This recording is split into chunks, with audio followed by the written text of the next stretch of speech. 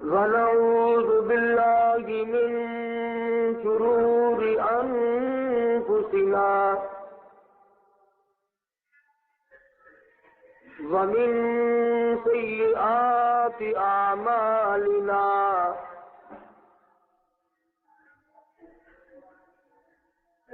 من يهده الله فلا مضل له ومن يضلله فلا هادي له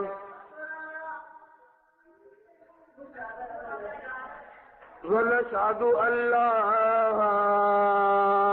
إله إلا الله وحده لا شريك له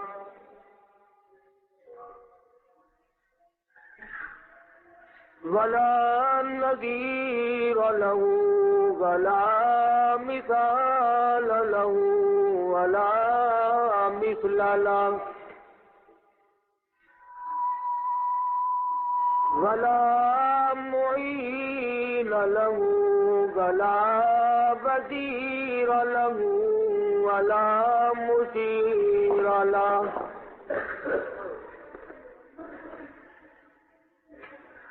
ونشهد أن سيدنا وسندنا ونبينا وشفيعنا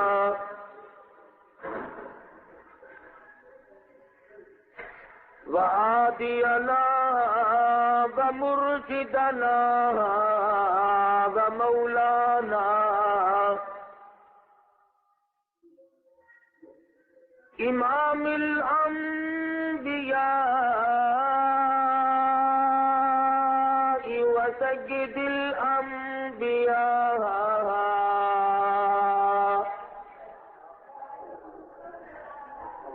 وخاتم النبيين باليقين محمدا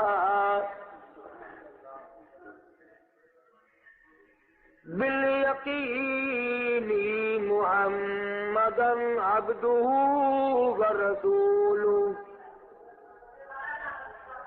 أرسله بالحق بشيرا ونذيرا صلى الله تعالى عليه وعلى آله وأصحابه وأزواجه وذرياته وبارك وسلم تسليما كثيرا كثيرا. أما بعد فأعوذ بالله السميع العليم من الشيطان الرجيم. بسم الله الرحمن الرحيم.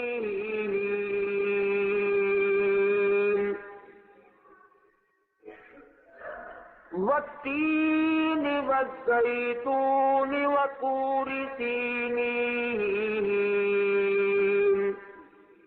وهذا البلد الأمين. لقد خلقنا الإنسان في أحسن تقويم ثم رددناه أسفل سافلين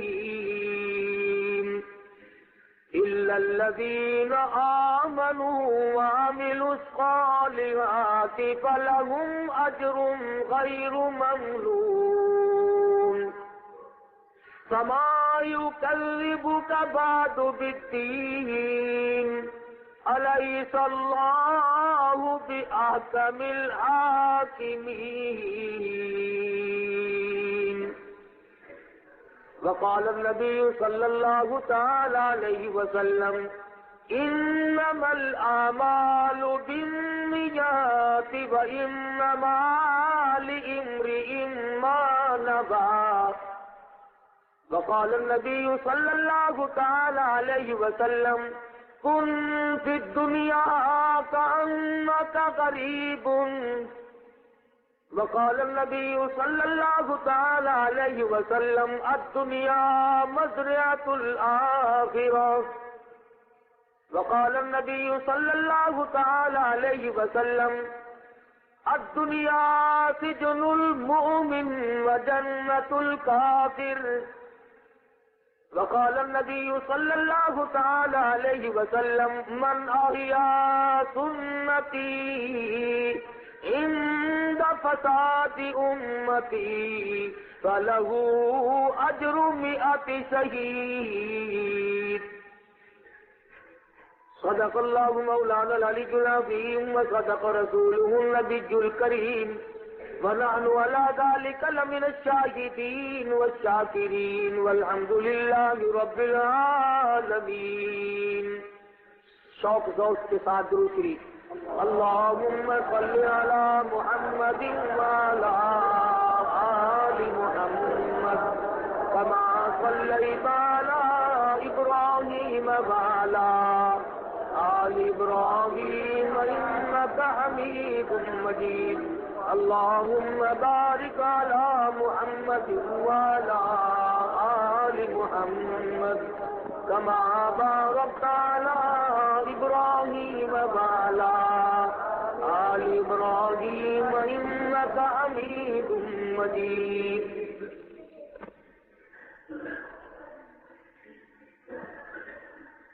شمع نور روح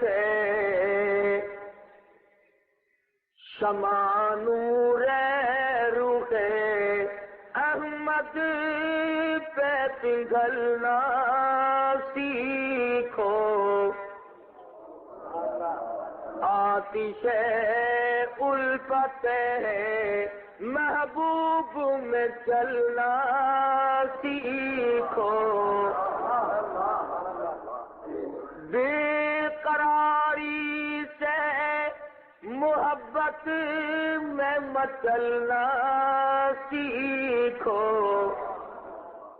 کوچے یار میں کچھ اس طرح سے چلنا سیکھو.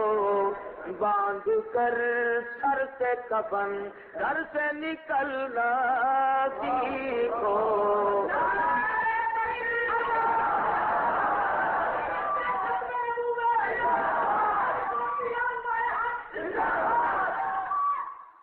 عزم رکھتے ہو تو میدان میں آنا سیکھو. حیدری تیز لو اور تیر چلانا سیکھو. راہ مولا میں پھر گھر بار لٹانا سیکھو. او جوان مردی تو کچھ کر کے دکھانا سیکھو. او پہلے شبیر بنو پہلے شبیر بنو پھر سر کا کٹانا سیکھو.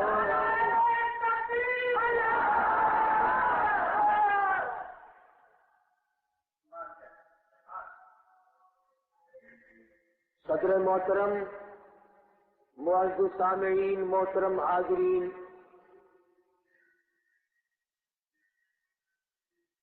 مجھے آپ سے اس شہر میں تقریباً پہلی مرتبہ حاضری کا اتفاق ہے.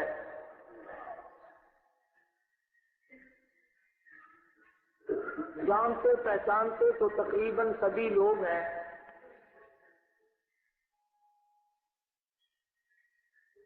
یہ الگ بات ہے کہ ماننے والے کم ہیں یہ زیادہ ہے، جاننے والے بہت ہیں، ماننے والے کم ہوں گے.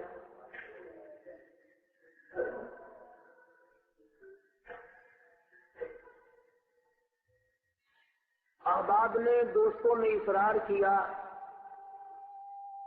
میں نے وعدہ کر لیا. 3-4 روز سے میں دل کی تکلیف میں حیدرآباد میں مبتلا ہوا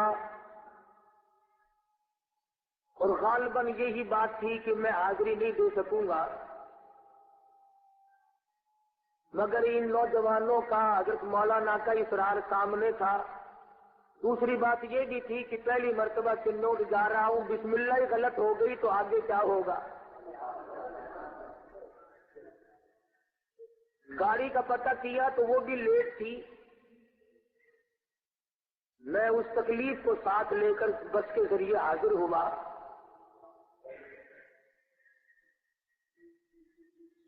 اور اس کی جزا اور اس کا اجر آپ میں سے کسی سے نہیں مانگتا، اس حکم الحاکمین سے مانگتا ہوں جس کے دروازے کے ہم سب فقیر اور محتاج ہیں. کچھ لوگ اس نیت سے آئے ہوں گے کہ چل کے دیکھیں گے اس کا گلا کیسا ہے، ساری دنیا میں جو کیسٹ بکتی ہے.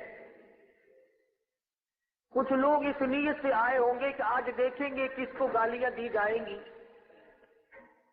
تو میں اتنا پاگل نہیں کہ گالیاں دینے کے لیے ملتان سے چل کر سفر کر کے یہاں پہنچوں. اور پھر مجھے گالیاں دینے کی کیا ضرورت ہے؟ آپ میں سے سب کے سب مجھ سے اچھی گالیاں دینا جانتے ہیں.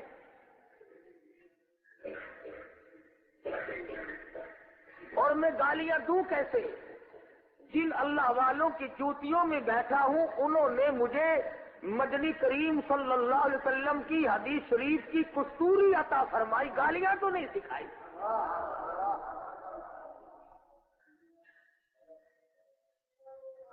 اور نہ میں کسی کو کافر بنانے آیا ہوں. اس لیے کافر بنانا بڑا آسان ہے، مسلمان بنانا بڑا مشکل ہے.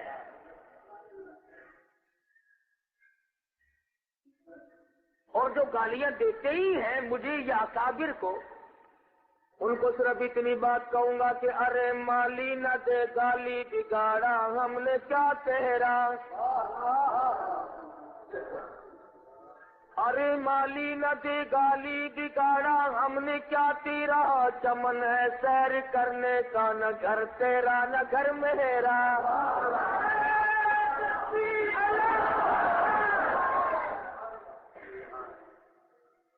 کسی کو گالی دینا، کسی کا دل دکھانا، کسی کی آبرو ریزی کرنا، یہ تو کوئی عقل مندی کا کام نہیں. اور اسے کوئی بھی اچھا نہیں جان سکتا. تم کسی کی بے عزتی کرو گے وہ تمہاری بے عزتی کرے گا. تم کسی کا اکرام کرو گے وہ تمہارا اکرام کرے گا. ہم ان لوگوں میں سے نہیں کہ تبلیغ کے نام پر لوگوں کو اکٹھا کرے، سیرت کے نام پر لوگوں کو اکٹھا کرے کہ آؤ تمہیں حضور کی سیرت بتائیں گے اور پھر دینا گالیاں شروع کر دے.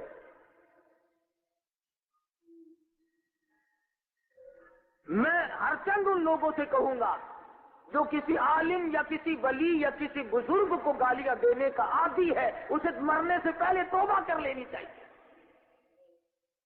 اور وہ اس لیے کہ مت ستا ظالم کسی کو مت کسی کی آہل ہے. مت ستا ظالم کسی کو مت کسی کی آہل ہے، دل کے دکھ دینے سے نادا عرش بھی ہل جائے گا. کسی کو نہ ستایا کر، کسی کو رنجیدہ خاطر نہ کیا کر. 16 مہینے شیخ العرب والعجم حضرت مولانا سید حسین احمد صاحب مدنی سب قید رحمت اللہ علیہ حضرت کی جوتیوں میں بیٹھنا نصیب ہوا. حضرت کا جھوٹا کھایا اور جھوٹا پیا. بڑے بڑے لوگ آیا کرتے تھے، حضرت کوئی وظیفہ بتلاؤ، حضرت کوئی ورد بتاؤ. بس ایک ہی جواب تھا کہ خدا کی مخلوق کو دکھ نہ دو، ہو سکے تو کسی کو آرام پہنچا دو، چاہے وہ غیر مسلم ہو. ارے جانور بھی کیوں نہ ہو، جانور کے پہلو میں بھی دل تو ہے. اور یہ تو ہماری سب بے قدری کی باتیں ہیں کہ ہم لوگ ان حضرات کی قدر نہیں کرتے. یقین جانو ہم کچھ نہیں، ہمارے بڑے بہت کچھ تھے. ہم نالائق نکلے، ہم نااہل ثابت ہوئے کہ بڑوں نے جو کمایا تھا ہم نے اسے گنوا دیا. مولانا اشرف علی تھانوی سب قید رحمت اللہ علیہ فرماتے ہیں کہ ایک آدمی کمبھار تھا، وہ گدھے پہ اپنا سامان لاد کر مزدوری کیا کرتا تھا۔ راستے میں چلتے چلتے اسے ایک لال مل گیا۔ اب بیچارہ وہ کیا جانے کہ یہ موتی ہے، جوہر ہے، لال ہے۔ اس نے سوچا بڑا چمکدار موتی ہے، گدھے کے گلے میں ڈال دیا۔ اسے خبر تو تھی نہیں، اسے کہیں دریا یا ندی پار کرنی تھی، کشتی سے پار ہونا تھا۔ ملا کو کہنے لگا میرے پاس پیسے تو ہے نہیں، تو ملا کہنے لگا یہ موتی دے دو، میں اپنے باس میں باندھ لوں گا، چمکا کرے گا۔ اسے بھی پتا نہیں۔ انہوں نے کہا یہ تو سودا بڑا سستا نپٹ گیا بھائی، نہ ہلدی لگی نہ پھٹکری، مجھے بھی مفت میں ملا تھا، تو لے لے، مجھے پار کر دے۔ اس نے وہ موتی لیا اور باس کے باندھ لیا۔ کچھ دنوں کے بعد ایک جوہری گزرا، کہنے لگا جب بے وقوفوں کا ملک ہے، 9 کروڑ روپے کی قیمت کی چیز باس میں باندھ رکھی ہے۔ تو اس ملا سے کہنے لگا بیچتا ہے؟ کہ ہاں بیچ دوں گا۔ تو مانگ کیا مانگتا ہے؟ کہنے لگا تو ہی بتا کیا دے گا۔ اس نے سوچا کہ یہ تو گدھے ہیں، انہیں قیمت تو معلوم نہیں۔ 9 کروڑ کے بجائے اس نے کچھ ہزار بتایا۔ تو ملا بڑا خوش ہوا، اسے تو علم نہیں تھا نا۔ اس نے وہ ہزاروں روپے لے کر رکھ لیے، اور جوہری بھی بڑا خوش ہوا کہ داؤ لگ گیا، 7 پشتوں کی کمائی ہو گئی۔ مولانا نے لکھا ہے کہ جب وہ موتی جا کے شام کو رکھا اور خاندان کو مبارکباد دی کہ اتنی کمائی ہو گئی کہ کبھی نہیں ہوگی، مگر صبح اٹھ کر کے جب اس موتی کو دیکھا تو 2 ٹکڑے ہوئے ملے، اور اس میں سے آواز آئی او ظالم، کمبھار نہیں جانتا تھا میں کون ہوں، ملا نہیں جانتا تھا میں کون ہوں، ارے تو جانتا تھا، 3/4 کچھ تو قیمت لگائی ہوتی، جب جاننے والے نے میری ذلت کی تو میرا جگر پھٹ گیا۔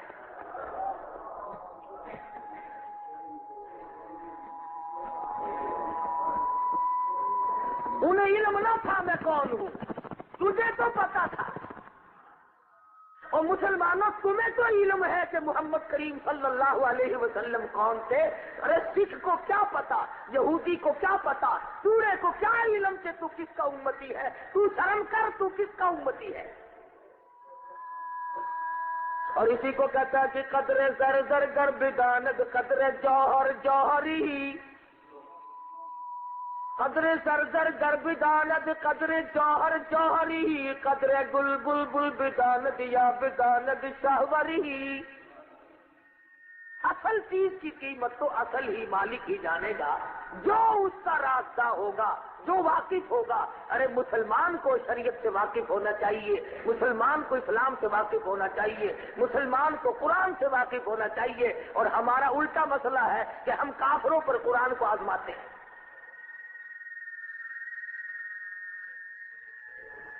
امام الانبیاء محبوب کبریا حضرت محمد مصطفیٰ صلی اللہ علیہ وسلم اسی ماہ مبارک میں تشریف لائے۔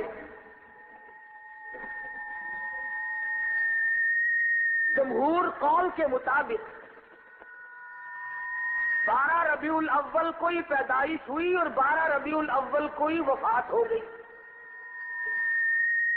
یار اسے صحیح کرو، 12 ربیع الاول کو ہی پیدائش ہوئی، 12 ربیع الاول کو ہی حضور اکرم صلی اللہ علیہ وسلم کی وفات ہو گئی۔ ایک بات تو بتاؤ، تم اللہ میاں کو بے نیاز مانتے ہو کہ نہیں؟ وہ پچھلے نہیں مانتے۔ اللہ میاں بے نیاز ہے، وہ ہماری رگوں سے واقف تھا۔ ہمارا خالق جو ہوا، خون کے قطرے قطرے کا پیدا کرنے والا وہ ہے، رگ و ریشوں کا بنانے والا وہ ہے، پھر ایک ایک آدمی کو وہ جانتا ہے یہ جا کے کرے گا کیا۔ اللہ میاں کو علم تھا کہ نبی کریم صلی اللہ علیہ وسلم کی آمد پر یہ لوگ اتنی خوشی منائیں گے کہ حد سے باہر ہو جائیں گے، یہ ناچنا شروع کر دیں گے، یہ بنگڑا ڈالنا شروع کر دیں گے، یہ ڈھول بجائیں گے۔ اللہ میاں نے اسی دن میں وفات رکھ دی، کہ اگر خوشی زیادہ بڑھنے لگے تو میرے نبی کی وفات کا غم سامنے آ جائے، اور اگر غم میں نڈھال ہو تو نبی کی آمد کی خوشی یاد آ جائے۔ دیکھیے اس نے کتنی بڑی کریمی فرمائی۔ اچھا میرے بیٹے کی تو شادی ہو اور برابر میں کسی نوجوان کی میت ہو گئی ہو، ایمانداری سے بتلاؤ میں باجے بجاؤں گا؟ چار آدمی اور بھی کہیں گے شرم کر، تیرے برابر میں جنازہ ہے۔ تو اگر میں برابر والے گھر کے جنازے سے شرم کر کے اپنی عمر بھر کی تمناؤں کو توڑ مروڑ سکتا ہوں تو مدنی کریم صلی اللہ علیہ وسلم کی جس دن وفات ہوئی حضور کا جنازہ موجود ہے، لوگ ڈھول بجاتے ہیں۔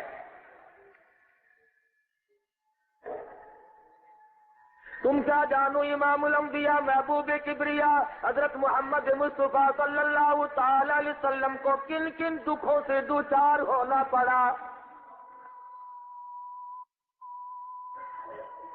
اللہ پاک آپ سب کو حج بیت اللہ نصیب فرمائے، آمین کہو۔ جاؤ مکے کی گلی گلی سے پوچھو، پہاڑوں کی چٹانوں سے جا کے پوچھو، مکے کے سنگریزوں سے پوچھو، تمہارے اندر مدنی کریم صلی اللہ علیہ وسلم کے ساتھ کیا بنی تھی۔ آج تیرا دین پہ خرچ کچھ نہیں ہوا، قرآن کی آیت پہ تیرا خرچ کچھ نہیں ہوا، کلمے پہ تیرا خرچ کچھ نہیں ہوا، اور مفت کے سونے کو یوں ہی گواتا پھرتا ہے۔ خدا کی قسم ان لوگوں سے جا کے پوچھو جو اپنی برادریاں خاندان چھوڑ کر مدنی کریم صلی اللہ علیہ وسلم کی غلامی کرتے تھے اور ان کے چمڑے ادھیڑ کے رکھ دیے جاتے تھے۔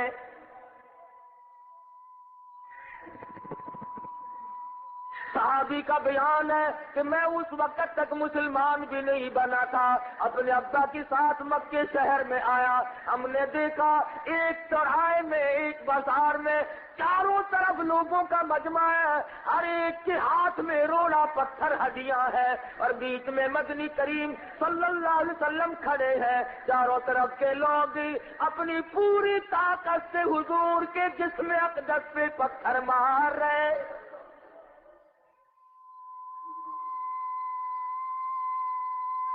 صحابی کہتا ہے میری آنکھ نے دیکھا تمام لباس خون میں ڈوب گیا۔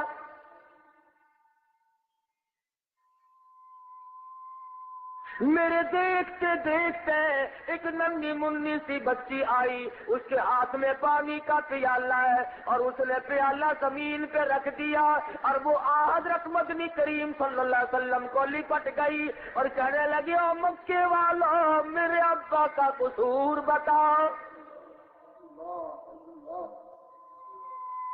اگر تمہارا قرض دینا ہو میں چکا دوں گی، تمہارا مال کھایا ہو میں پورا کر دوں گی، اگر تمہیں کوئی تکلیف دی ہو مجھے تکلیف دے لو، میرے ابا کو نہ مارو۔ صحابی کہتا ہے مدنی کریم صلی اللہ علیہ وسلم کی صاحبزادی حضرت زینب کے کپڑے بھی خون میں ڈوب گئے۔ آج تجھے قرآن کی قدر کیسے ہو، آج تجھے شریعت کی قدر کیسے ہو، تیرا تو پسینہ بھی نہیں لگا۔ جا گنبد خضرا کے مکی سے جا کے پوچھی اور کالی کملی والے تیرا اس قرآن پہ کیا خرچ ہوا تھا۔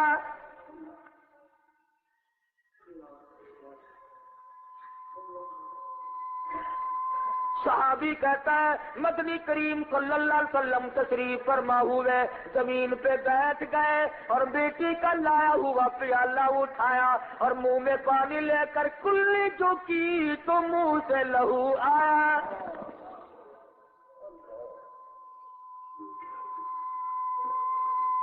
بیٹی پوچھتی ہے میرے ابا یہ تو لوگ نہیں بتاتے، آپ ہی فرما دیں یہ لوگ کیوں مارتے ہیں۔ سارا بدن لہو لہان کر دیا، سارا بدن زخمی کر دیا، لباس خون میں ڈوب گیا، اور میرے کالی کملی والے ابا اور میرے یتیم مکہ ابا، اور بے سہارا تو ہم ہیں، بے بس تو ہے، بے کس تو ہے، پر قصور کا پتہ چلے۔ امام الانبیاء صلی اللہ علیہ وسلم نے فرمایا بیٹی تیرا ابا ان مکے والوں کو دوزخ سے نکال کر جنت کا وارث بنانا چاہتا ہے۔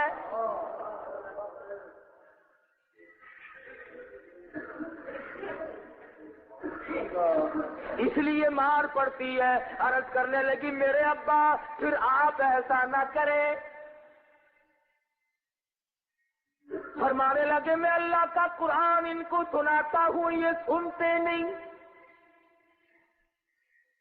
عرض کرنے لگی میرے ابا میں سنوں گی، امی جان سنے گی، رقیہ بہن سنے گی، ام کلثوم سنے گی، جو نہیں سنتے انہیں نہ سناؤ، اپنے گھر میں سنایا کرو۔ سر پہ رحمت والا ہاتھ رکھا، فرمایا بیٹی میری بڑی مجبوری ہے، یا ایھا المدثر قم فانذر۔ خداوند کریم نے مجھے حکم دیا ہے، مار کھاتا جا، قرآن سناتا جا، میری ہڈیاں ہے، میں اللہ کی توحید نہیں چھوڑ سکتا، رب العالمین کا نام بلند کر کے چھوڑوں گا، میرا قیمہ تو بن سکتا ہے مگر میں پروردگار عالم کے نام کو نہیں چھوڑ سکتا۔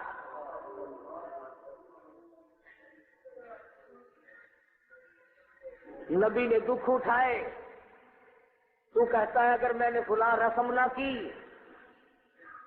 لڑکے کا ماموں ناراض ہو جائے گا، اگر شادی میں نے فلاں رسم نہ کی تو خالہ جان نہیں بیٹھیں گی، اگر ہم نے فلاں رسم نہ کی تو برادری والے کیا کہیں گے، قیامت کا میدان ہوگا۔ اگر نبی کریم صلی اللہ علیہ وسلم نے دامن پکڑ کر یہ پوچھ لیا کیوں میں آج صفات کے لیے آیا ہے، کل برادری کی مانی تھی، میرے قرآن کو ٹھکرایا تھا،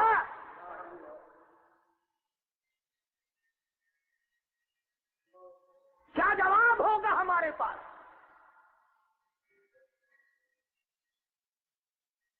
سیرت کے جلسے کر لینا بڑا آسان ہے، اس پر عمل کرنا بڑا مشکل ہم لوگوں کے لیے۔ اگر عمل بھی کریں گے تو وہ بھی بے ڈھنگا۔ وہ ایک جج صاحب تھے، پرانے زمانے کے افیسر بھی نماز پڑھا کرتے تھے، آج کل کے افسر تو بیچارے نابالغ ہیں، ان پہ نماز فرض ہی نہیں۔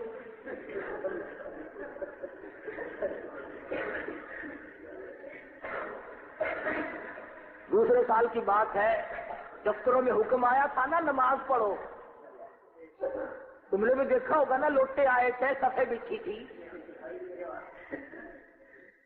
ملتان میں ایک افسر نے زور کی نماز پڑھائی تو یار نے 2 رکعت پڑھ کے سلام پھیر دیا۔ لوگوں نے کہا جی نماز نہیں ہوئی، میں نے کہا کیوں نہیں ہوئی، کہ 4 رکعتیں ہوتی ہیں زہر کی، تو میں نے کہا نہیں ہو گئی 2 ہی ہے۔ میں نے کہا سرکار نہیں 4 ہوتی ہیں، کہنے لگا کئی مرتبہ قاری حدیث کے پیچھے جمعہ پڑا، وہ تو 2 ہی پڑھاتا ہے۔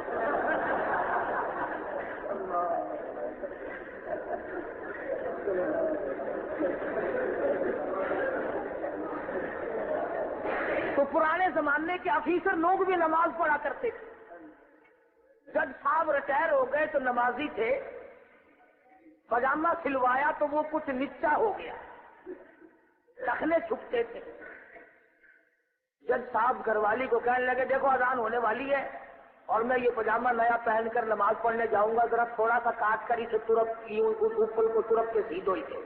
اس نے کہا ہاں میں یہ برتن مانج لوں، ابھی سی دیتی ہوں، یا کھنٹی پہ ٹانگ دو۔ بڑھاپے میں ویسے بھی کچھ مزاج تیز ہو جاتا ہے، ہندو کا مزاج بڑھاپے میں نرم ہوتا ہے، مسلمان کا مزاج گرم ہوتا ہے، اور بعضوں کا تو بوڑھے پر تیزاب بن جاوے، گھر والوں کے لیے بھی عذاب بن جاتا ہے۔ صبر نہیں ہوا، فوراً بیٹی کے پاس چلے گئے، انہوں نے کہا بیٹی ذرا اٹھنا، جلدی کرو میرا یہ پاجامہ نیچا ہو گیا ہے، اسے تھوڑا سا کاٹ کر کے سی دو۔ انہوں نے کہا اچھا ابا بھی سیتی ہوں۔ پھر بہو کے پاس پہنچ گئے، تو خدا کی قدرت ایسی ہوئی سب سے پہلے تو جج صاحب کی اہلیہ اٹھی، اس نے تھوڑا سا کاٹا اور ترنت کر سی کر اس کھنٹی پہ ڈال دیا۔ پھر لڑکی آئی، اس نے بھی تھوڑا سا کاٹا اور ترپا اور سی کر کے کھنٹی پہ ڈال دیا۔ پھر بہو آئی، اس نے بھی تھوڑا سا کاٹا اور اوپر کو ترپا اور سی کر کھنٹی پہ ڈال دیا۔ جج صاحب نے جب پہن کے دیکھا تو پجامے کی جگہ کچھا بن گیا۔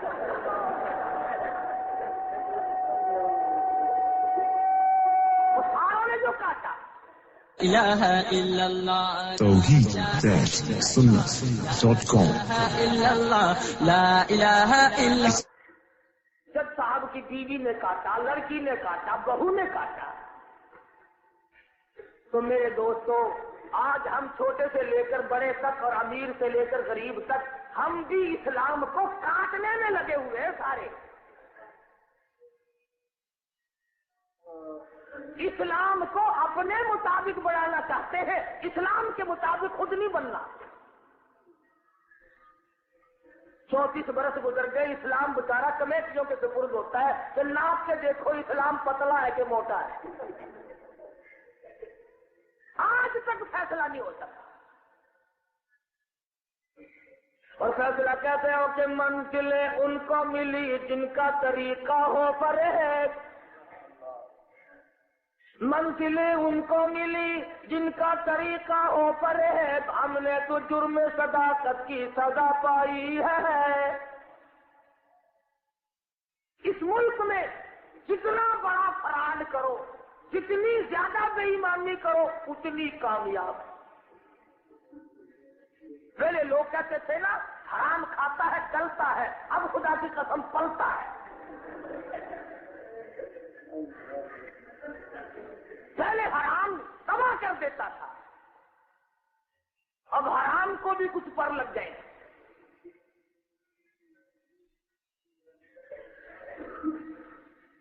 میں کیا عرض کروں آپ کو کہ ہم لوگ کس طرف گئے اور کہاں گئے اور کیا بننا چاہیے تھا، کیا بن گیا۔ امام الانبیاء محبوب کبریا حضرت محمد مصطفیٰ صلی اللہ تعالی علیہ وسلم کی ذات اقدس ہے۔ رات کو چین نہیں، دل کو چین نہیں، خود ارشاد فرمایا 13 برس مکی کی زندگی میں ایک دن بھی پیٹ بھر کے کھانا نہ کھایا۔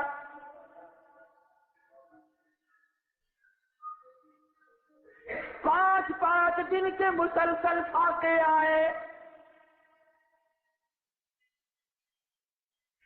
رات دن دکھوں میں کٹ گئے۔ 13 سالہ مکی زندگی اتنی پورا شوق ہے، خدا کی قسم اگر تاریخ کا مطالعہ کرو جگر پھٹ جاتا ہے۔ صرف آپ کا یہ حال نہیں، ماننے والوں کی جان کو جو بنی، قرآن کریم گواہ ہے۔ سیدہ سمیرہ رضی اللہ تعالیٰ عنہ مکے کی نوجوان لڑکی ہے، مدنی کریم صلی اللہ علیہ وسلم کا کلمہ پڑھ کر مسلمان ہو گئی۔ مکے والوں کو پتا چلا، شام کو سارے چودھری، سارے رئیس، سارے اکٹھے ہو کر کے آ گئے۔ حضرت سمیرہ کو پیر پکڑ کر مکے کی گلیوں میں گھسیٹتے ہوئے لے آئے۔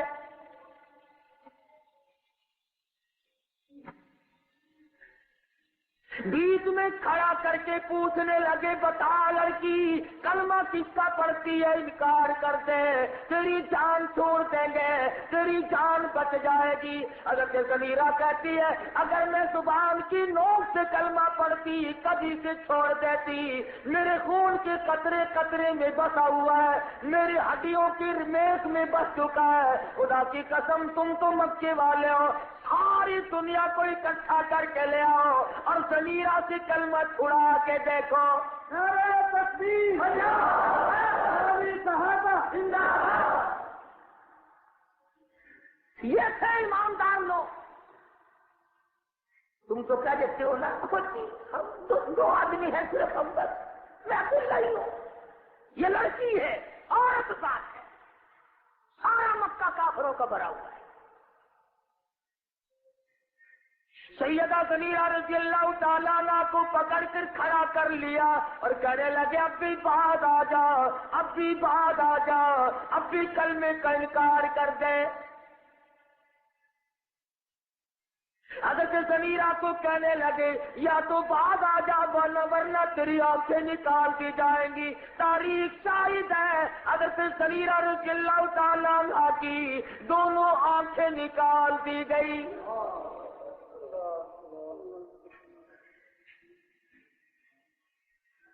حضرت زنیرہ رضی اللہ تعالیٰ عنہ فرماتی ہے او مکے والوں مجھے کوئی پرواہ نہیں، تم میری آنکھیں نکال دو گے، میرا ایمان ہے، میرا یقین ہے، جو ذات ماں کے پیٹ میں آنکھیں لگا سکتی ہے وہ اس میدان میں بھی لگانے پہ قادر ہے۔ اللہ خالق کل شیء وَهُوَ عَلَى كُلِّ شَيْءٍ وَكِيلٌ۔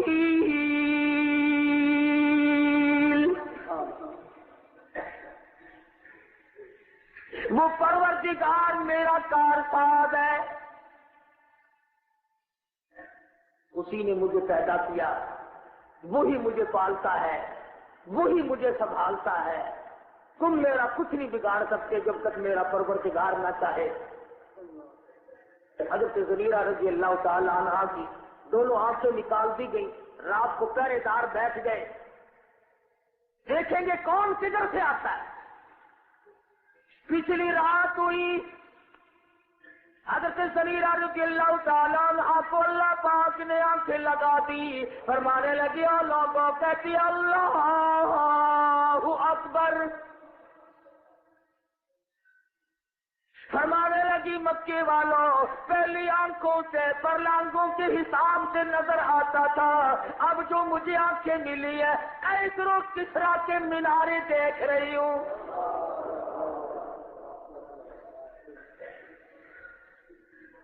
کس نے مار نہ کھائی؟ آج دنیا اپنا راہ تلاش کرتی ہے سکون کا، آرام کا، کہ ہمیں تکلیف کچھ نہ پہنچے۔ اکابر کی زندگی تو اٹھاؤ کہ انہیں کس قدر پریشانیاں ہوئی۔ حضرت مولانا محمد قاسم صاحب نانوتوی سب کہہ دو رحمت اللہ علیہ، کچھ لڑکوں نے مذاق کیا حضرت سے، اللہ والوں سے مذاق بھی نہ کیا کرو۔ ایک لڑکے سے کہا کہ تو میت بن کے پڑ جا، لیٹ جا، ہم حضرت کو بلا کے لاتے ہیں، جب وہ جنازہ پڑھانے کے لیے اللہ اکبر کہیں گے تو کفن سمیت کھڑا ہو کے کہیے اللہ اکبر، مذاق کریں گے۔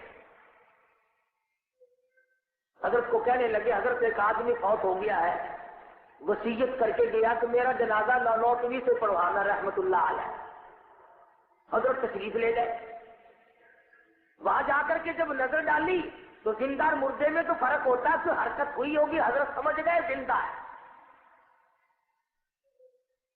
صفیں بن گئی، لڑکوں ہی کی صفیں تھی۔ فرمایا وارث کون ہے؟ ایک نے کہا میں ہوں۔ فرمایا دل سے کہتے ہو جنازہ پڑھا دوں؟ وہ کہنے لگا ہاں حضرت پڑھا دو۔ فرمایا دل سے کہتے ہو جنازہ پڑھا دوں؟ 3 مرتبہ پوچھا، پھر نیت باندھ لی اللہ اکبر۔ وہ سارے لڑکے دیکھ رہے ہیں کہ یہ اٹھتا کیوں نہیں، اشارے کر رہے ہیں، کیوں؟ جب تک دوسری تکبیر ہو گئی اللہ اکبر، پھر تو بول اٹھے اور اٹھ صحیح، پھر تیسری ہو گئی، پھر چوتھی تکبیر ہو گئی، سلام پھر گیا۔ حضرت نے جوتے پہنتے ہوئے فرمایا اب تو قیامت ہی میں اٹھے گا،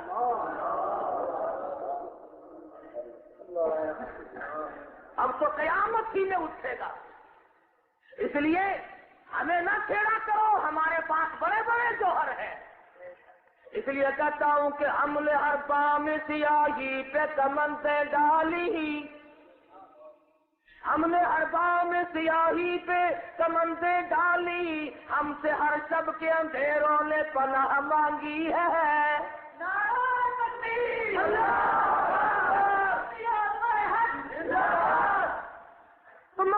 مکرمہ میں جس نے کلمہ پڑھا اس کی خیر نہ ہو، ان مسائل سے دو چار ہوا جس کا آج تصور بھی نہیں کیا جا سکتا۔ سیدنا ابو بکر صدیق ہیں، سب کہہ دو رضی اللہ تعالی عنہ۔ آج بازار میں کوئی سودا خریدنے جائے گا یا بیچنے جائے گا، مگر ابو بکر تیرا چکر لگتا تھا اس ارادے سے، اس نیت سے کہ کوئی مسلمان مصیبت زدہ ہوگا اس کے کام آؤں گا، کوئی پریشان حال ملے گا اس کی نصرت کروں گا، اس کے کام آؤں گا۔ اور یہ فرق اللہ کی عدالت لگے گی، اللہ میاں پوچھے گا دنیا سے کیا لایا؟ تیرے جیسا کہے گا میں کپڑے کی دکان کرتا تھا، کوئی کہے گا میری فروٹ کی دکان تھی، کوئی کہے گا میں فلاں کاروبار کرتا تھا، کوئی کہے گا میں فلاں کام کرتا تھا، میری یہ کمائی ہے۔ آئے گی ابو بکر کی باری، اللہ میاں پوچھے گا ابو بکر دنیا سے کیا لایا؟ تو بلال حبشی، حضرت نادیہ، حضرت ابو بکیہ اور تمام سے تمام یہ بے شمار صحابہ کرام کا ہاتھ پکڑ کر اللہ کی عدالت میں کھڑا کر دیں گے، عرض کریں گے الہ العالمین صدیق کی کمائی تیرے سامنے موجود ہے۔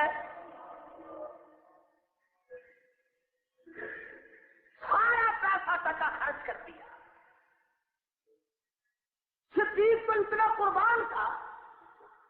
تم بھی مولویوں سے محبت کرتے ہوگے، پیروں سے محبت کرتے ہوگے، اللہ والوں سے پیار کرو گے، مگر دو چیزیں ان کو کبھی نہیں دو گے، دعوت کھلاؤ گے، دعا کراؤ گے، بھوک لگواؤ گے، تعویذ بنواؤ گے، قدم گھر میں برکت کے لیے رکھواؤ گے، مگر دو چیزیں نہیں دیتے لوگ، ایک بیٹی اور ایک ووٹ، یہ دو چیزیں نہیں دیتے۔ ابو بکر نے اس وقت میں کمال کر دیا، حضرت محمد الرسول اللہ صلی اللہ علیہ وسلم کی عمر مبارک 53 سال کی ہے، ارے عمر ختم ہو گئی، 2 بیویاں موجود ہیں، 4 بیٹیاں موجود ہیں، 2 شادی شدہ بیٹی، 2 کنواری بیٹی۔ ابو بکر نے اس وقت میں 6 سال کی لخت جگر حضور کی جھولی میں ڈال دی۔ إله إلا الله توحید-سنت.com إلا الله لا إله إلا شہادت کر دیا کہ میں اور میرا مال اور میری آن اور آج ساری قربان ہے، اور قربان کر کے دکھایا۔ مکے میں جب تنگ سے تنگ ہو گئے، کافر بھی تنگ تھے، مسلمان بھی تنگ تھے، کافر حضور کی تحریک سے تنگ تھے، اکٹھے ہوئے، مشورہ کیا، دارالندوہ میں سارے اکٹھے ہوئے، کہنے لگے بھائی اس نبوت کے مشن کو کیسے مٹائے، غور کرو۔ ایک کہنے لگاؤ میاں اپنے شہر سے نکال دو، دیش نکالا دے تو نکالو یہاں سے۔ سمجھدار لیڈر کہنے لگا، سمجھ رہے ہیں میری بات آپ سب لوگ؟ سمجھدار لیڈر کہنے لگا نکالنے میں نقصان ہے۔ وہ کیا؟ جانتے تو تم بھی ہو، میں بھی جانتا ہوں، وہ سچا ہے، حق پہ ہے، ہم تو ضد کی وجہ سے اڑے ہوئے ہیں، اگر یہ ہمارے شہر سے باہر کسی اور قوم کے پاس چلا گیا، وہ اس کے پاؤں دھو دھو کر کے پیئیں گے، پھر ان کی تلواریں ہوں گی، تمہارے گلے ہوں گے، نکالنے میں فائدہ نہیں۔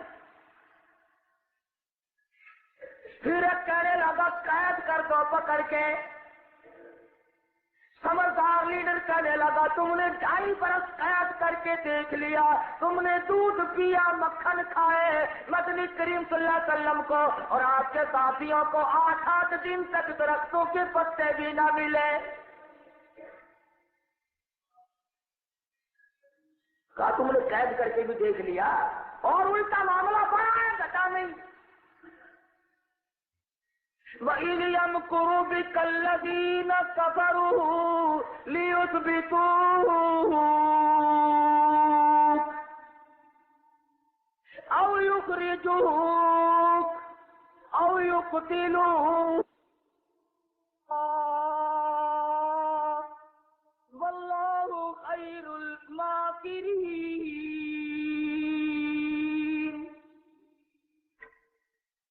اللہ فرماتے ہیں انہوں نے بھی تدبیریں بنائی، میں نے بھی تدبیر بنائی، قتل کا منصوبہ ہو گیا، پروگرام بن گیا، قتل کر کے ختم کرو، اور کوئی صورت نہیں ہے نبوت کو ختم کرنے کی، ایک ہی صورت ہے ان کے مشن کو، ان کی تحریک کو، ان کے کردار کو ختم کرنے کا ایک طریقہ ہے انہیں قتل کرنا۔ قتل کیسے کرو؟ لیکن رات کے وقت حجرے مبارک کو گھیرے میں لے لو۔ ابو جہل نے تنظیم بنائی، نوجوان اکٹھے کیے، تلواریں دی، کہنے لگا دیکھنا کندھے سے کندھا ملا کر کھڑے ہو جانا، نکلنے نہ پائے۔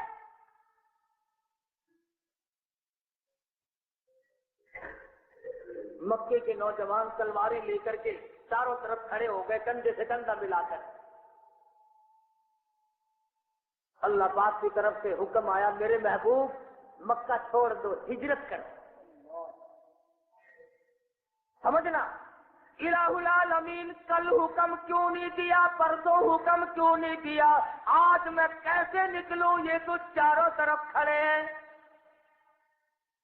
فرمایا میرے محبوب اگر میں کل لے جاتا، پرسوں نکال لے جاتا، یہ کافر لوگ بیٹھ کے بکواس کرتے، ہمیں پتہ نہ چلا، ورنہ یوں کر دیتے، ان کی باتیں بنتی رہتی، اور میرے محبوب آج ہی تو مزہ آئے گا، یہ چاروں طرف کھڑے ہو اور میں آپ کو بچا کر نہ لے جاؤں تو میری خدائی کیا ہوئی۔ یوں کر دیتے، ان کی باتیں بنتی رہتی، اور میرے محبوب آج ہی تو مزہ آئے گا، یہ چاروں طرف کھڑے ہو اور میں آپ کو بچا کر نہ لے جاؤں تو میری خدائی کیا ہوئی۔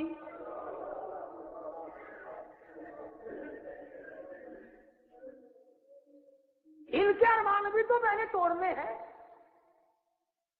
اگر میں بچا کر نہ لے جا سکا تو میری خدائی کیا ہوئی۔ الہی نکلوں کیسے؟ فرمایا آپ ایک مٹھی مٹی کی بھر کر ان کی طرف پھینک دیں۔ یا اللہ یہ تو چاروں طرف کھڑے ہیں، میں کس کی طرف پھینکوں؟ فرمایا محبوب ہاتھ تیرا ہوگا، قدرت میری کام کرے گی، چاروں طرف کھڑے ہونے والوں کی آنکھوں میں میں پہنچاؤں گا۔ اب وہ جتنے بھی چاروں طرف تلواریں لیے کھڑے تھے سب کی آنکھوں میں مٹی پہنچ گئی، تو ایک دوسرے کو برابر والے کو کہنے لگے کیوں گئے میری آنکھ میں مٹی پھینک دی؟ دوسرے کا بلے بلے ٹھیک ہے، پہلے میری آنکھ میں پھینک کر پھر کہنا شروع کر دیا۔ اب چاروں طرف جتنے کھڑے تھے تلواریں تو دی پھینک اور ایک دوسرے کی پالش کرنے لگ گئے، چاروں طرف کبڈی ہو رہی ہے۔ فرمایا میرے محبوب لگ گئے دھندے، یہ تو آپ اب چلے۔ الہی میں کیا کرتا ہوا چلوں؟ فرمایا سورت یاسین پڑھتے چلو، چلتے چلو۔ پتہ چلا سورت یاسین دشمن کے مقابلے میں ہتھیار ہے، اور ہم جو مسلمان ہیں ہم نے یاسین مرنے کی گولی بنا رکھی ہے۔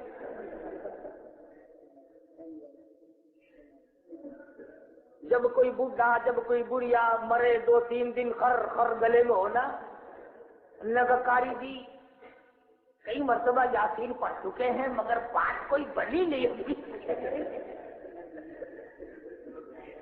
ذرا آپ ایک مرتبہ تکلیف فرمائے، شاید آپ کی یاسین ایٹم بم ہو۔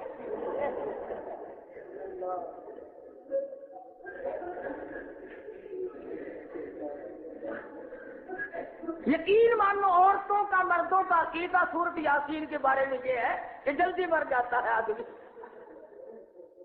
جان چھوٹی لاکھ ہو پائے۔ اب اس کے لیے بھی مسئلہ بنا ہوا ہے۔ اب رات کے 12 بجے اگر تیرا باپ مر رہا ہے اور سردی کا موسم ہو، ٹھنڈی ہوا چل رہی ہو، بلا میں کیوں آؤں رات کے 12 بجے؟ اب وہ کنڈا کھٹکھٹاتے ہیں میاں جی کا، انہوں نے کہا بھی کیا بات ہے، رات ہے اب تو 12 بجے ہیں، ابھی اذان کا ٹائم، جانتا تو ہے میاں جی کہ ابھی حد کی رات ہے، ابھی اذان کا ٹائم نہیں ہوا بھائی۔ نے کہا جی دادا جی کی بڑی طبیعت خراب ہے، ذرا یاسین پڑھ دیتے ہیں۔ ہاں تو تجھے پتا نہیں ہے، مجھے تو رات کو حرف بھی نظر نہیں آتے۔ وہ بنگلہ تیرا، کوٹھی تو سنبھالے، کار تو سنبھالے، دکان تو سنبھالے، 12 بجے آدھی رات کو سردی میں میاں جی مرتا پھرے، تیرے باپ کا ملازم ہے میاں جی۔ اتنا سستا سودا، اور پھر ساری عمر میں جس بنگلے میں قرآن کبھی نہیں پڑھا گیا، جس کوٹھی میں قرآن کبھی نہیں پڑھا گیا، جس دکان میں کبھی قرآن نہیں پڑھا گیا، جس ڈیرے میں کبھی خدا کے قرآن کو ٹھکانا نہ ملا، جب چودھری، جب شیخ، جب ملک، جب خان مر جاتا ہے، پھر چاروں طرف کے مولویوں کو بلا کے لے کے جاتے ہیں اور بٹھاتے ہیں، اور بیچ میں کھڑا ہو کے کہتا ہے مولانا آج تو اتنا قرآن پڑھو، آج تو اتنا قرآن پڑھو، ابا مرحوم کو بہشت میں ٹھوک کے جانا۔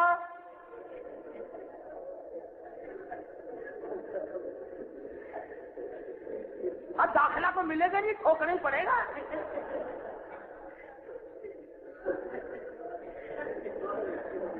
ساری عمر میں خدا کے قرآن کو کبھی جگہ نہیں ملی۔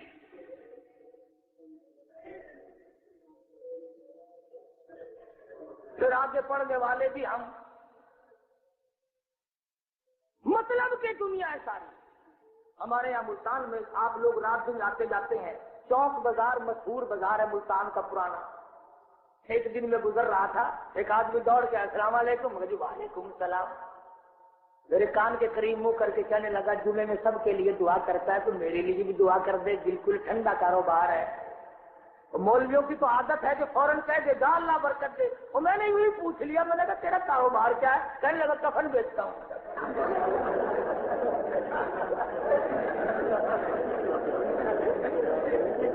اب کراؤ برکت کی دعا۔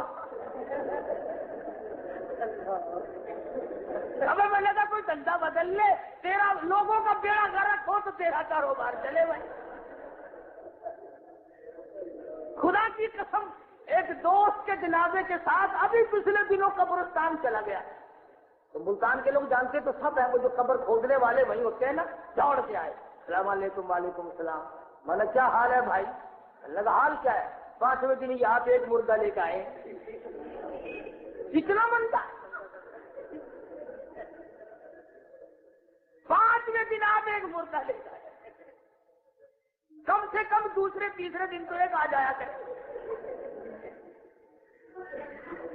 اس لیے میں تم سے کہتا ہوں کہ تم نے یہ جن لوگوں کی روزی قبر کھودنے میں، کفن بیچنے میں، نہانے میں، یہ جو تم نے روزی ان کی مرنے میں رکھ لی، یہ تمہارے مرنے کی دعا کرتے ہیں۔ اگر شادیوں میں ان کو کھلاؤ تو یہ مولوی رات دن سجدے پڑھ کے دعا مانگے یا اللہ ایک ایک کی چاچر ہو جائے۔ پر تم مرنے سے پہلے قابو ہی نہیں ہوتے نا۔ ایک ہی علاج ہے تمہارا تو بس موت۔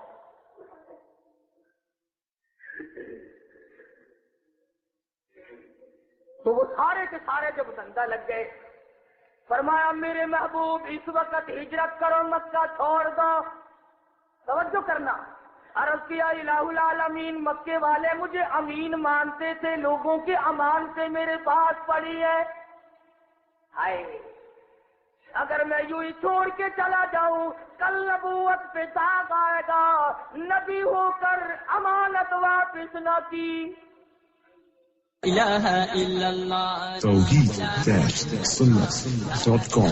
إلا الله لا إله إلا فرمایا میرے محبوب مکے والوں کی سونے کی امانت، چاندی کی امانت، کپڑے کی امانت، کھجوروں کی امانت، یہ تمام کے تمام علی کے حوالے کر دو رضی اللہ تعالیٰ عنہ۔ اور میرے محبوب مکے والوں کی امانت اور تیرے خدا تیرے حوالے، اور میرے نبی تو میری امانت ہے، اور ابو بکر تیرے حوالے۔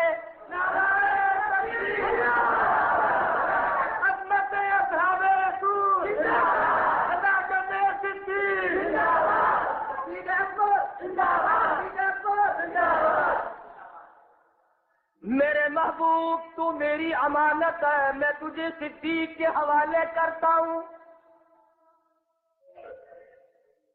الہ العالمین صدیق کے پاس پیغام بھیجوں، اسے یہاں بلواؤں، مجھے وہ سنبھال لے؟ فرمایا نہیں نہیں، قرب قیامت کے لوگ آئیں گے، میرے صدیق کی توہین کریں گے، میں نے ان کو بھی ہجرت والی رات میں سبق دینا ہے، ان کو بتانا ہے بلال تیرے دروازے پہ آیا، سہیل تیرے دروازے پہ آیا، فاروق تیرے دروازے پہ آیا، عثمان تیرے دروازے پہ آیا، عبد الرحمن ابن عوف تیرے دروازے پہ آیا، سعد ابی وقاص تیرے دروازے پہ آیا، اور میرے محبوب ہجرت والی رات ہے، آج تو آپ صدیق کے دروازے پہ چلے۔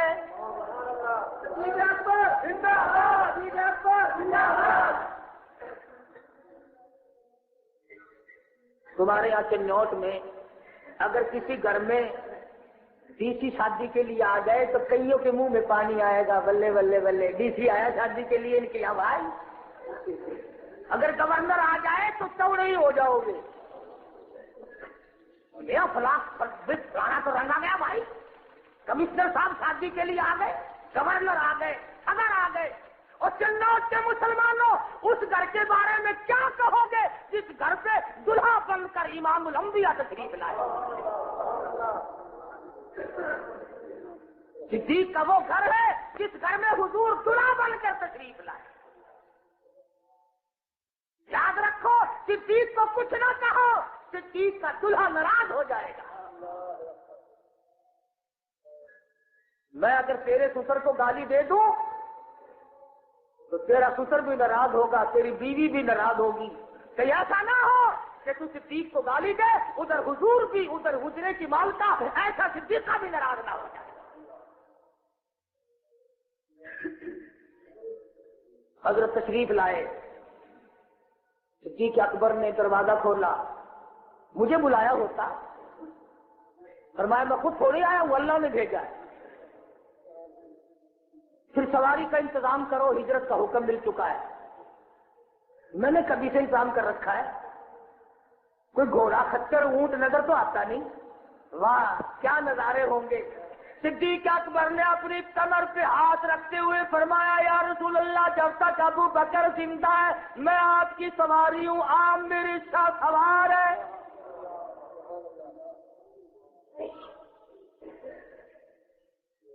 پھر پیغمبر نے یہ نہیں فرمایا کہ نہیں نہیں نہیں گھوڑا لاؤ، کوئی خچر لاؤ، کوئی سواری کا بندوبست کرو، حضور نے قبول فرما لیا صدیق اکبر کو۔ اور تم صدیق کی بات کرتے ہو جب رسول خدا سب کہہ دو صلی اللہ علیہ وسلم، سو تو نہیں گئے؟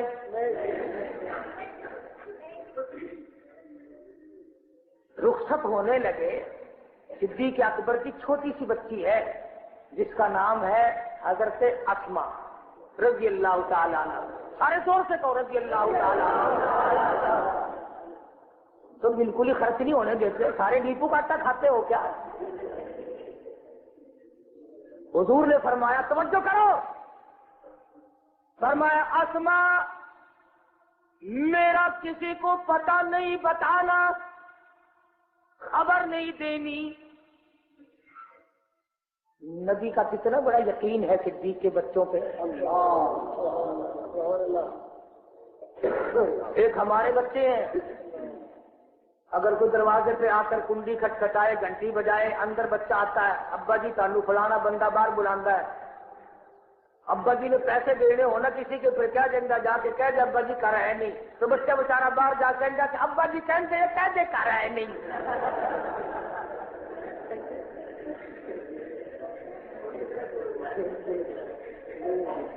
ایک ابو بکر کے بچے ہیں رضی اللہ تعالی،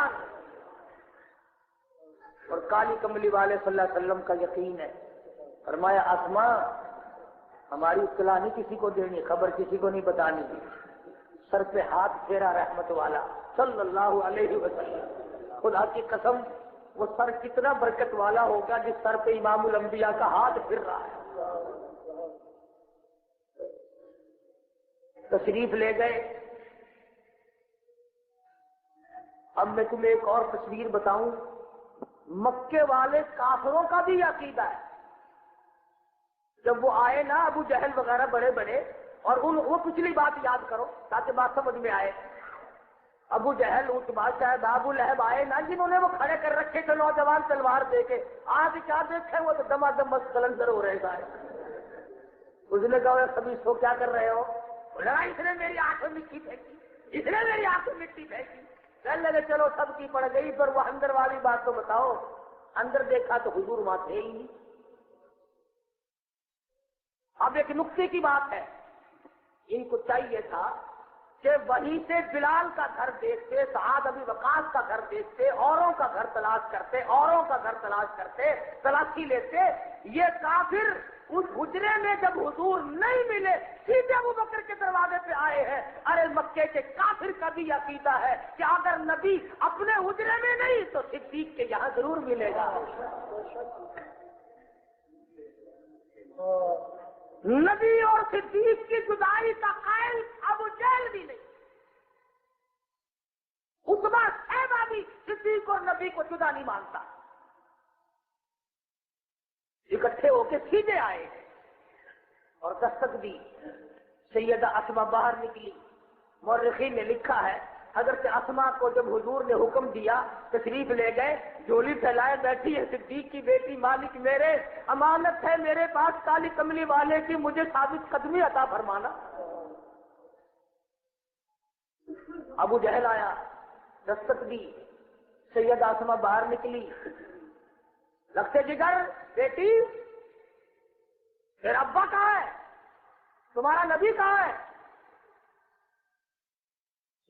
تم کون ہو تو پوچھنے والے, تم کون ہو پوچھنے والے؟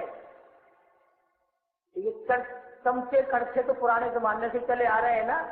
کئی آگے بڑھے, کافی دس دے تو نہیں چھان دی, یہ مکے کا بڑا چودھری ہے, یہ مارے گا تینوں نہیں دسے گی. سیدہ اسماء کہنے لگی تم 4-5 چودھری اور رئیس ہو, سارے مکی کو اکٹھا کر کے لاؤ, بہادروں کو بلاؤ, نوجوانوں کو اکٹھا کر کے لے آؤ, سارا مکہ لاؤ. رب ذوالجلال کی قسم صدیق کی بیٹی اسماء سے کالی کملی والے کا پتہ پوچھ کے دکھاؤ.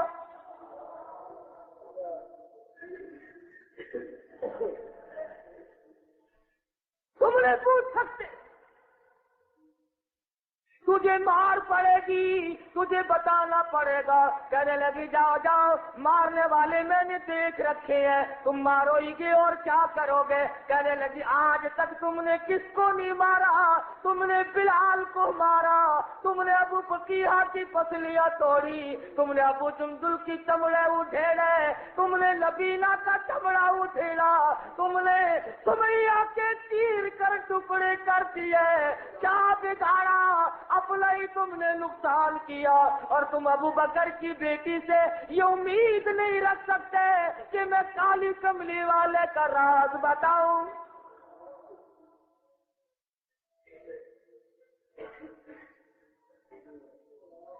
اور صرف یہ بات گفتگو میں ختم نہیں ہو گئی. کہنے لگی بات کیا ہے؟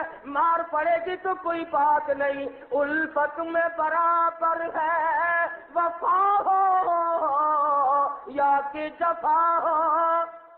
الفت میں برابر ہے وفا ہو یا کہ جفا ہو, ہر چیز میں لذت ہے کر دل میں مزہ ہو. اور مارنے والوں تم مار دیکھو, ابو جہل نے ابو بکر کی بیٹی کے سر کے بال پکڑے, گھما کر پتھر میں سے مارا.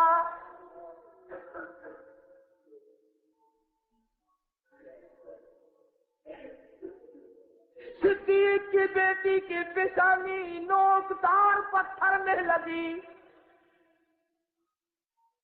لہو کی دار دور جا کے پڑی. کہتی ہے مارنے والا تم میرا قیمت تو بنا سکتے ہو, پر امام الانبیاء کا پتہ مجھ سے نہیں پوچھ سکتے.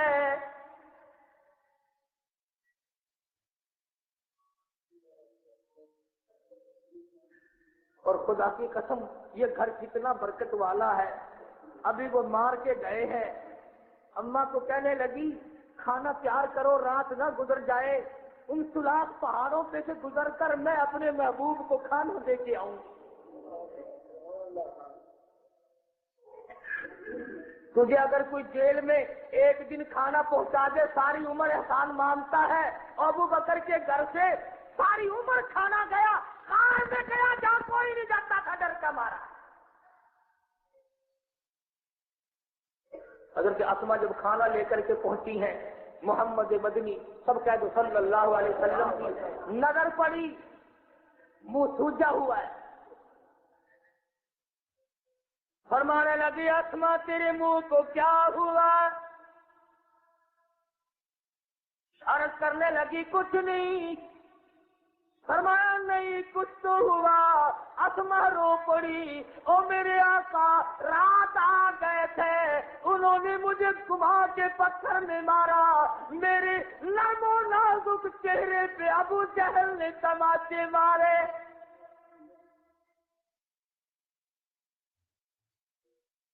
مدنی کریم صلی اللہ علیہ وسلم نے رحمت والی چولی پھیلا دی. الہ العالمین ابو بکر کے گھرانے پہ کرم کر دے، میری وجہ سے چھوٹی چھوٹی بچیوں نے بیمار کھائی.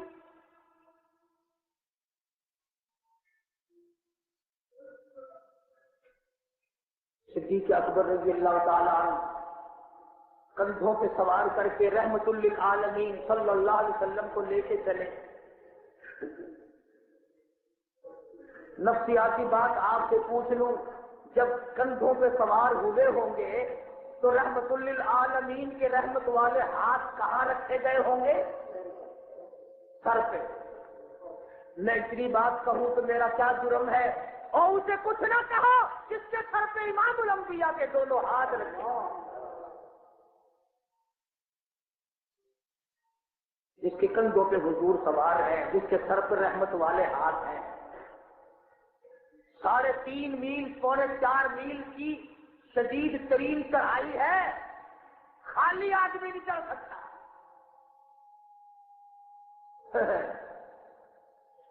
اللہ پاک نے جب مجھے بلایا، غار ثور پہ جانے کا بڑا شوق تھا.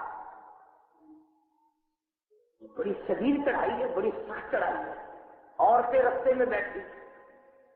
اب حج کرنے کے لیے تو عورت مرد تیار ہوتے ہیں. کبھی کسی نے آج تک 2 مہینہ پہلے بیٹھ کر کبھی کسی نے سیکھا بھی کہ اللہ کے دربار میں چلے ہیں، رسول اللہ صلی اللہ علیہ وسلم کے دربار میں چلے ہیں، بے ادبی نہ ہو جائے، ہمیں طریقہ سکھاؤ. کوئی بھی نہیں سیکھتا، ہار پہننے اور چلتی ہے. تو وہاں غار ثور کے راستے میں عورتیں بیٹھی تھی، آپس میں کہنے لگی سونے نبی تینوں کی پئی سی پہاڑا تو چڑھ بیٹھا. ایک کہنے لگی کافر تو مار دے سن اتنے آ کے لکے سی. وہ کہنے لگی پھٹے منہ انہوں نے مارن والا کون جمیا. تیسری کہنے لگی انہوں نے تو جیڑی بڑی ہو سادے نال بری بڑی سٹی میں چڑھ گئی.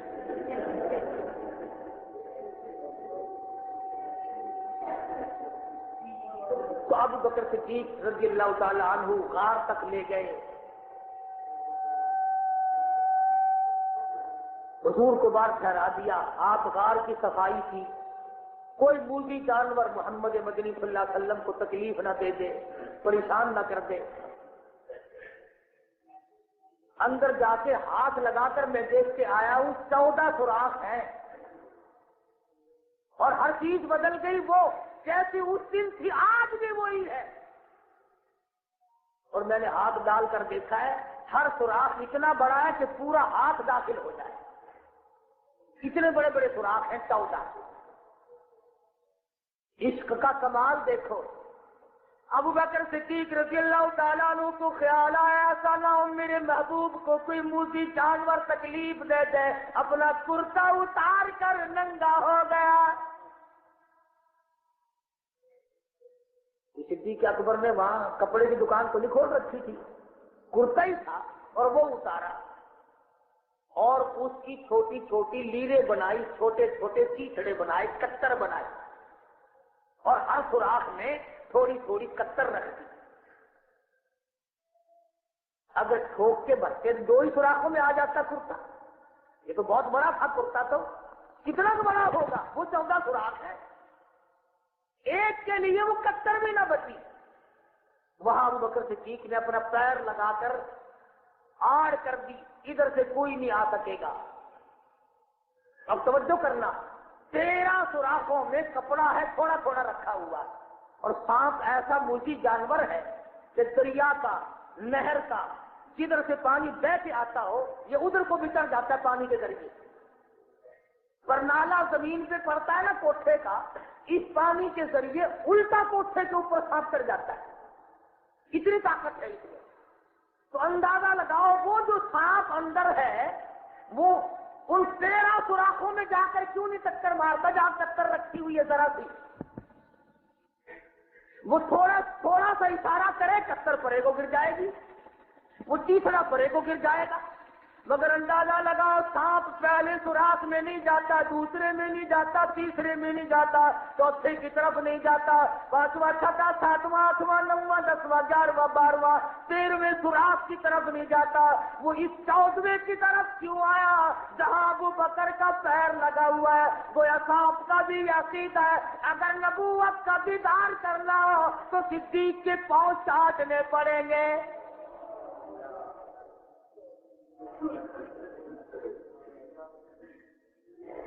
ان 13 سوراخوں میں سے کیوں نہیں گیا؟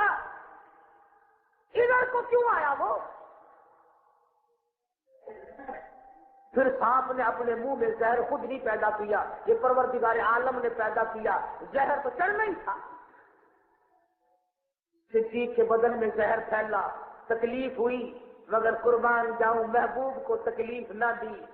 سوئے ہوئے ہیں، آرام فرما رہے ہیں، حرکت نہ کی. صدیق اکبر نے حرکت نہ کی. تکلیف میں آنکھوں سے آنسو جاری ہو گئے. آج تیرا بچہ ماں کی گود میں روے گا، ماں کے دامن پہ آنسو پڑیں گے. بہن کی گود میں روے گا، بہن کے دوپٹے پہ آنسو پڑیں گے. خالہ کی گود میں روے گا، خالہ کے دامن پہ آنسو پڑیں گے. نانی کی گود میں روے گا، نانی کے دوپٹے پہ آنسو پڑیں گے. خدا کی قسم صدیق اکبر روئے، آنسو رخ مصطفیٰ پہ پڑے.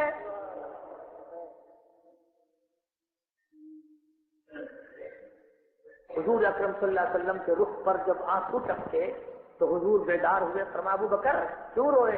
عرض کیا قدم کے نیچے تکلیف ہے؟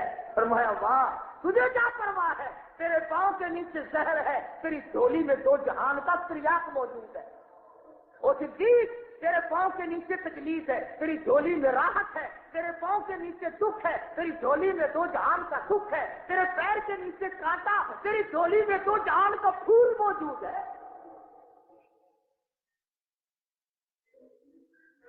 لا ادھر کر اپنا پیر، ادھر کو کیا، منہ مبارک میں سے لعاب لیا اور اپنے ہاتھوں سے صدیق کے پیر کے نیچے مل دیا. یہ ثابت کر دیا لوگا صدیق کو کچھ نہ کہو، سر سے لے کر پیر تک صدیق میرا ہی میرا ہے.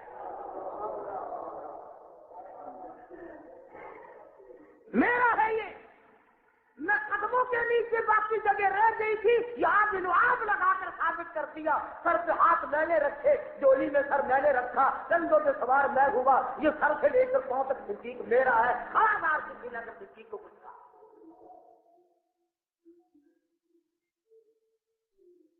اور فرمایا صدیق سوئے تو نہیں آپ لوگ؟ فرمایا صدیق ایک بات یاد رکھ، اب تھوڑی سی زیادہ توجہ دو کہ بات سمجھ میں آئے گی. فرمایا مکے والے دشمن تھے میرے، مکے والے دشمن ہیں اس وقت میرے، پکڑنا مجھے چاہتے ہیں. مکے والے دشمن میرے، معاملہ ہے غار کا اور قیام ہے 3 دن کا. مکے والے دشمن میرے، معاملہ غار کا، حصہ ہے غار کا، وقت ہے غار کا. مکے والے دشمن میرے، معاملہ ہے غار کا، قیام ہے 3 دن کا. صدیق آرام میرا، پہرے داری تیری. آرام میرا، پہرے داری تیری.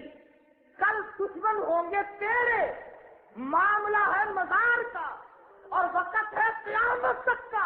ابو بکر آرام تیرا، قیامت تک پہرے داری میری۔ نعرہ تکبیر، نعرہ صدیق اکبر، نعرہ صدیق اکبر، نعرہ۔ فرمایا ابو بکر دگنے بدلے چکاؤں گا، دگنے بدلے چکاؤں گا۔ دشمن میرے، معاملہ غار کا، قیام 3 دن کا، آرام میرا، پہرے داری تیری۔ کل معاملہ آئے گا مزار کا، دشمن ہوں گے تیرے اور معاملہ ہے قیامت تک کا۔ ابو بکر پہرے داری میں محمد الرسول اللہ کی۔ آج ڈھولی تیری، ہر میرا، کل مزار میں ڈھولی میری، ہر تیرا۔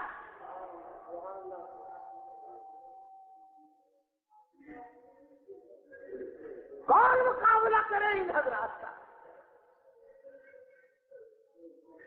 محمد مصطفیٰ سب کے صلی اللہ علیہ وسلم کی لخت جگر سید عائشہ صدیقہ اور رسول اکرم صلی اللہ علیہ وسلم اپنے گھر کے آنگن میں، ویڑے میں، صحن میں چاندنی رات میں کھڑے ہیں، ستارے جگمگا رہے ہیں۔ حضور نے یوں دیکھا، حضرت عائشہ عرض کرنے لگی یا رسول اللہ کسی کی اتنی نیکیاں بھی جتنے آسمان کے ستارے؟ فرمایا ہاں، فاروق کی نیکیاں ستاروں سے زیادہ ہے، فاروق کی نیکیاں ستاروں سے زیادہ ہے۔ عرض کیا میرے آقا میرے باپ کا کیا حال ہے؟ فرمایا ایسا ابو فاروق کی ساری عمر ایک طرف، تیرے باپ کی ایک رات ایک طرف۔ وہ اتنی بڑی عظمتوں کا مالک ہے۔ آخری بات عرض کر رہا ہوں، توجہ کرنا۔ سیدہ عائشہ صدیقہ سب کیا رضی اللہ تعالی عنہا روٹیاں پکا رہی ہیں، حضور تشریف لے آئے، فرمایا ایک روٹی میں بھی پکاؤں گا۔ عرض کیا میں خادمہ موجود ہوں، میں نوکرانی ہوں، میں آپ کی خدمت گزار ہوں، میں پکاؤں گی۔ فرمایا نہیں ایک روٹی میں بھی پکاؤں گا۔ پیڑا بنایا، روٹی بنائی، تندور میں لگا دی۔ سیدہ عائشہ صدیقہ رضی اللہ تعالیٰ عنہ فرماتی ہیں میری پکائی ہوئی روٹیاں کبھی سے پک گئی، میں جھانک جھانک کے تھک گئی۔ اس روٹی کو جس کو حضور نے پکایا بنایا تھا اس کا پانی خشک نہیں ہوتا۔ کافی دیر کے بعد میں نے عرض کیا میرے آقا میری پکائی روٹی تو کبھی سے پک گئی، یا آپ کی پکائی ہوئی روٹی کا تو پانی بھی خشک نہیں ہوا۔ فرمایا میری عائشہ تو نہیں جانتی، جس شے کو میرا ہاتھ لگ جائے آگ اس کے قریب نہیں آ سکتی۔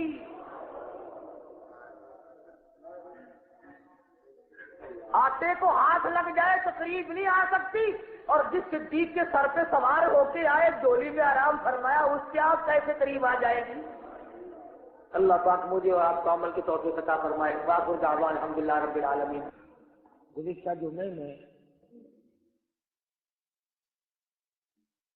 امیر المؤمنین خلیفۃ المسلمین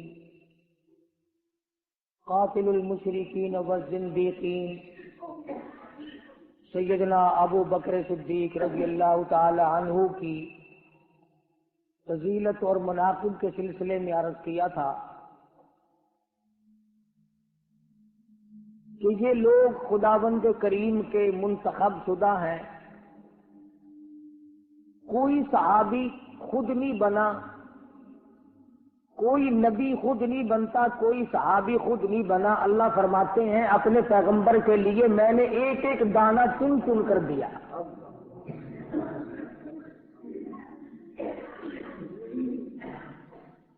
صحابہ رشد و ہدایت کے چمکتے ہوئے ستارے ہیں۔ نبی کریم صلی اللہ علیہ وسلم کی ذات اقدس چاند ہے تو صحابہ ستارے ہیں۔ حضور کی ذات اقدس آفتاب نبوت ہے، صحابہ اکرام اس کی کرنیں ہیں۔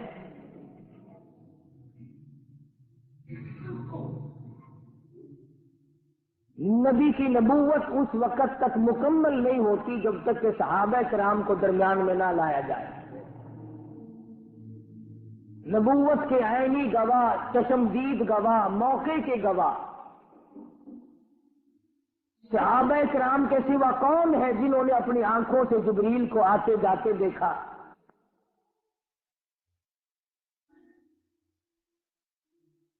وہ کون لوگ ہیں جن کی شکلیں بنا کر کے جبریل امین دنیا میں تشریف لاتے تھے؟